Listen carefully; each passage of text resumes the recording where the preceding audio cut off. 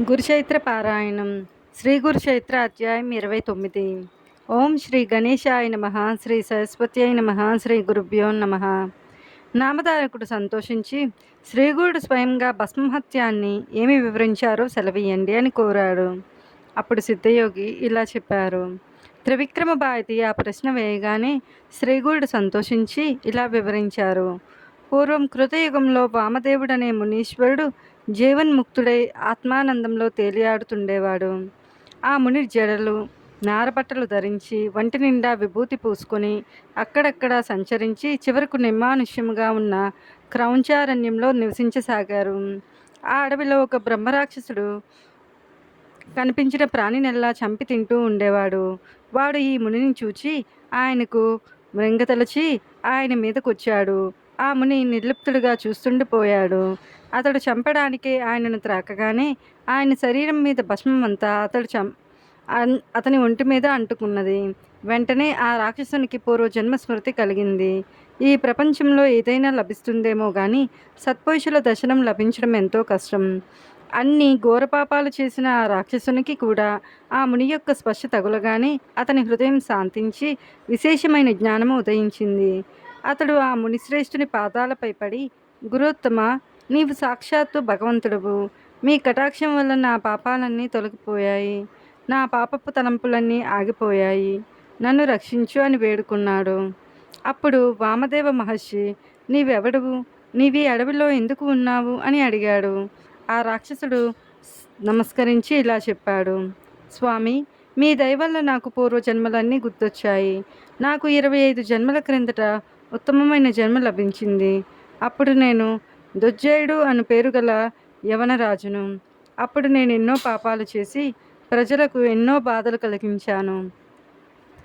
మదోన్మత్తుడనై పరస్త్రీలను ఎందరినో చేజిక్కించుకొని మరెందరినో బలాత్కారం చేశాను. తరువాత వారి ముఖమైనా చూసేవాణ్ణి కాదు. వారి గతేమి పట్టించుకునేవాణ్ణి కాదు.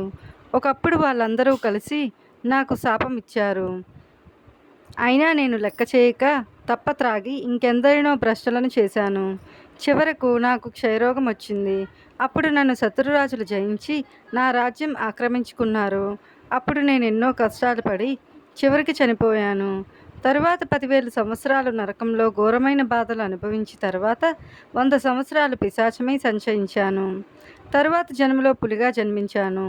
తరువాత కొండ, చిలువ, తోడేలు, ఊరపంది, కుక్క, నక్క, జింక, కుందేలు, కోతి, గ్రద్ద, కప్ప, కాకి, ఎలుగుబంటు, అడవి కోడి, గురుడ్డిగాడిద, పిల్లి, కప్ప, తాబేలు, కాకి, చేప, పందికొక్కు, గుడ్లగోబ, ఏనుగు, పిల్లి అనే 24 జన్మలెత్తి 25వ జన్మలో ఈ విధంగా బ్రహ్మరాక్షసుడయ్యాను. ఇప్పుడు మీరు నా కంట పడగానే మేము మృంగాలన్న గర్భాత్రంలో మీ మీదకొచ్చి మిమ్మల్ని తాకగానే నాకు ఈ జ్ఞానం కలిగింది. నేను చేసిన పాపాలన్నీ ఒక్కసారిగా తుడిచిపెట్టుకుపోయాయి. ఇక నాకు జన్మరాహిత్యం ప్రసాదించి రక్షించు. నాకేనాటి పుణ్యమో కించిత్తు ఉండడం వల్ల మీరు నాకు లభించారు. స్మృశించినంత మాత్రానే నాకింత జ్ఞానం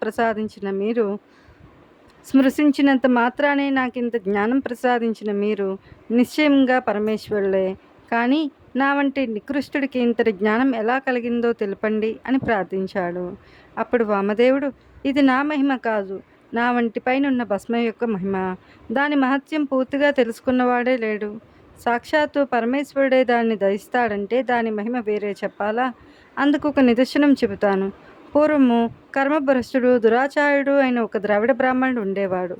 అతడు ఒక శూద్ర స్త్రీని చేరదీసినందుకు ఊరంతా అతన్ని వెలివేశారు.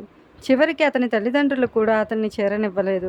క్రమంగా అతనికి త్రాగుడు అలవాటై అందుకు డబ్బులు లేక దొంగతనం చేస్తుండేవాడు. ఒకనాడు అతడు తప్పతాగి ఆ శూద్రశ్రీ వద్దకు వెళ్ళగానే అక్కడ వేరొక ప్రియుడు ఎదురై అతన్ని చితకబాది ఊరు బయట ఒక గోతిలో పారవేశారు. అతడు కొన ఊపిరితో పడి ఉండగా చూచి శవం అనుకొని ప్రక్కనే బూడిదలో పడుకొని ఉన్న ఒక కుక్క పీక్కు తినడానికి వచ్చి అతనిని నకసక పర్యంతము వాసన చూసింది. అప్పుడు దాని ఒంటి మీదనున్న బూడిద కొంచెం అతడి తలపైన పడింది. కొద్దిసేపట్లో అతనికి అవసాన దశ రాగానే యమదూతలు వచ్చారు. ఇంతలో ఎక్కడి నుండి వచ్చారో కానీ శివదూతలు వచ్చి వాళ్ళను తరిమి వేశారు. అప్పుడు యమధర్మరాజు అక్కడికి వచ్చి వారిని కారణం అడిగాడు. అప్పుడు ఆ శివకింకరులు ఆ శవంపైనున్న విభూతి చూపి, విభూతి పూసుకున్న వారందరినీ కైలాసానికి తీసుకుని రమ్మని మా పరమశివుడు ఆదేశించాడు. భస్మం ధరించిన వారి పాపాలన్నీ నశిస్తాయి అని చెప్పారు. కనుకరే, ఓ రాక్షసుడా, నేను భక్తితో విభూతి ధరిస్తాను అని వామదేవుడు చెప్పాడు. అప్పుడు ఆ రాక్షసుడు, స్వామి, సాక్షాత్తు మీరు ఆ పరమేశ్వరుడే. నన్ను నా పూర్వజన్మ లేశం వలన మీ దర్శనము, ఈ జ్ఞానము లభించాయి. ఇకనైనా నన్ను ఉద్ధరించండి.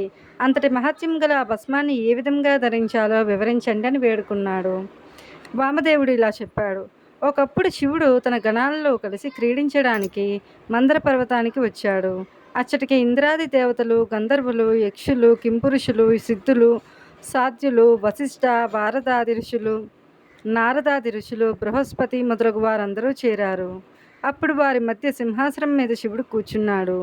కర్పూర కాంతిగల దేహంతో, జడలు, నాగాభరణాలు, చంద్రవంక, సకల ఆయుధాలు ధరించిన ఆయన ఎర్రని వస్త్రాలు ధరించి ఉన్నాడు. అప్పుడు ఆ సభలో నుండి సనత్కుమారుడు లేచి నమస్కరించి, స్వామి, లోకుల పాపాలు తొలగించి వారికి సులభంగా ముక్తిని ఇవ్వగల ఉపాయం ఏదైనా చెప్పవలసింది అని ప్రార్థించాడు. అప్పుడు ఆ పరమశివుడు ఇలా బోధించాడు. సులభంగా 4 పురుషార్థాలను ప్రసాదించగలది భస్మంతో త్రిప్రాండ్రాలు ధరించడం.